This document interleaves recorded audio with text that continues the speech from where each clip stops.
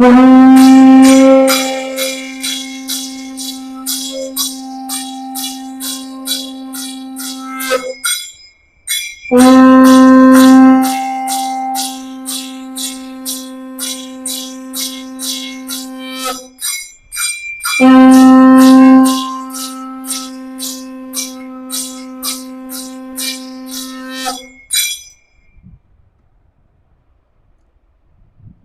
அனைவருக்கும் வாழ்த்துக்கள்.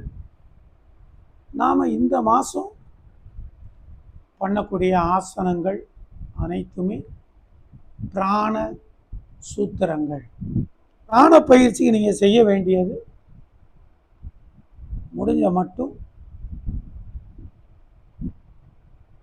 உண்ணும் உணவு அரை வயிற்றுக்கு சாப்பிடுங்க. உணவை தவிர்த்திட்டு மற்ற எதையுமே எடுத்துக்கிறாதீங்க. ஏன்னா உண்ணும் உணவானது பிராணனுக்கு பெரும் இடைஞ்சல். அதனால 3 வேளை சாப்பிடுங்க, அளவோடு சாப்பிடுங்க. ஏன்னா நீங்கள் இந்த பிராண பயிற்சி எடுக்க எடுக்க எடுக்க உங்களுக்கு பசியே எடுக்காது. ஏன்னா நம்ம உடலுக்கு தேவையான ஆற்றல்ல 60 பங்கு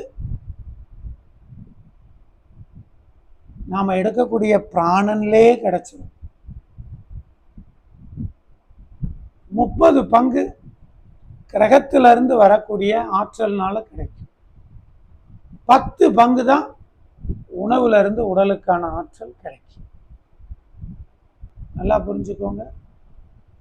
உடலுக்கு தேவையான ஆற்றல் 60 பங்கு நாம இழுக்கிற பிராணன்ல இருந்து தான் இருக்கு. இதை வாத உணவுகள் அப்படின்னு சொல்றது.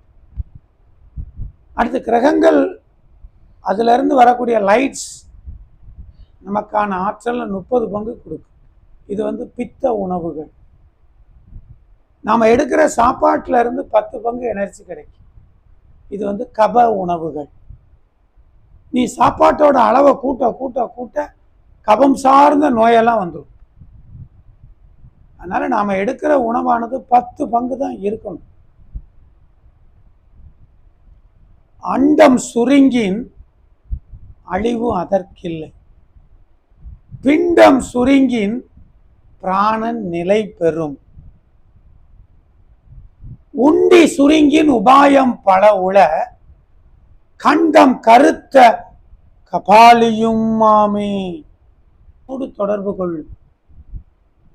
உண்டி சுருங்கின் உபாயம் பல உள. உண்டினா வயிறு, இது சுருங்கிடுதுன்னா உபாயம் பல உள, பல நன்மைகள் உண்டு. கண்டம் கருத்த கபாலியும் மாமி. கண்டம் கருத்த கபாலி அப்படின்னா கண்டம் கருத்த, கண்டம்னா கழுத்து, கருத்த. கண்டம் யாருக்கு கருத்து இருக்கும்? ஐயன் ஈசனுக்கு தான் கருத்து. அதனால நீ சிவனாகவே மாறலாம் அப்படின்னு சித்தர் திருமூலர் சொல்றார். அப்போ இதோட அர்த்தம் என்னன்னா, உணவை குறைச்சிக்கோ, பிராணனை அதிகப்படுத்து, நீயே சிவமாக மாறலாம்.